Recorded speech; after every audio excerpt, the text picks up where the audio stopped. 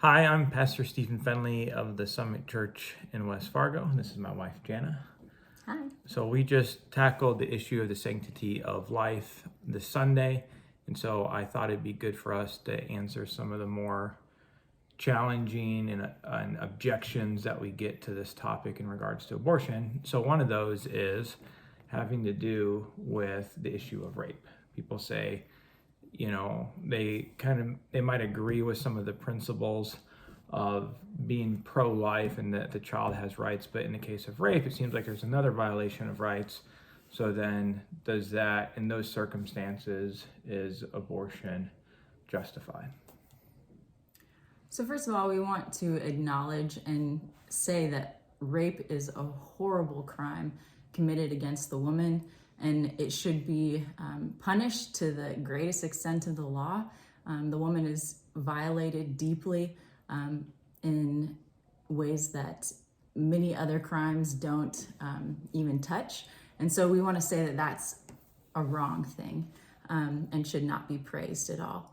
However, we also want to acknowledge that there are three people involved in this situation: the offender, which is the man, the victim, which is the woman, and then also the innocent baby in her womb.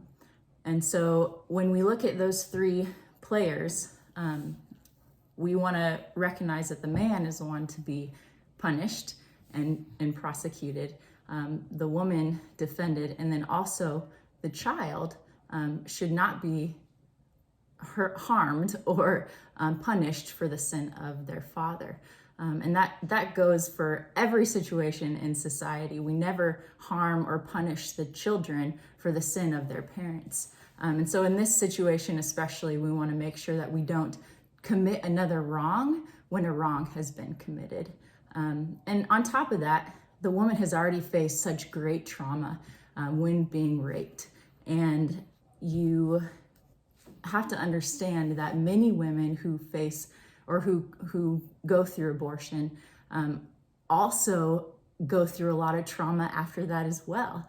Whether it's emotionally or physically, they go through trauma when they go through an abortion. And so that's something that you have to consider, that do we want to also put this woman in another traumatic situation after she's just been violated so deeply? And so there's a woman named Stephanie Gray, and she tells a story of a young girl who was around 12, and she was kidnapped and she was raped and abused and treated very harshly.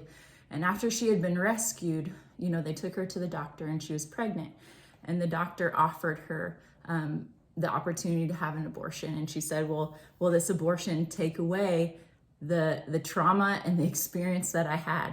And the doctor said, well, no, I guess that it won't take away that experience that you already had. And so she said, well, then what's the point? And so she continued to go through the rest of her pregnancy. She chose life for that baby.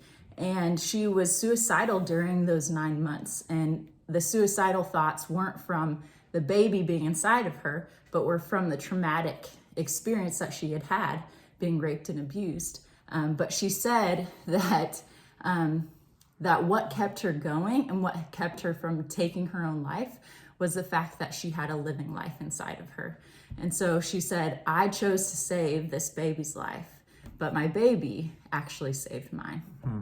And so those are things that we need to consider when talking about this really difficult topic, but also something that's very, deep in our explanation of why we even don't support abortion in the situation of rape.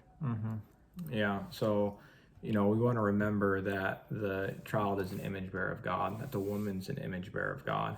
And even in regards to helping this woman, treating her child as subhuman and as expendable, isn't loving and doesn't even help her. So it defeats the purpose, I think, of what it even sets out to do. Right. Yeah.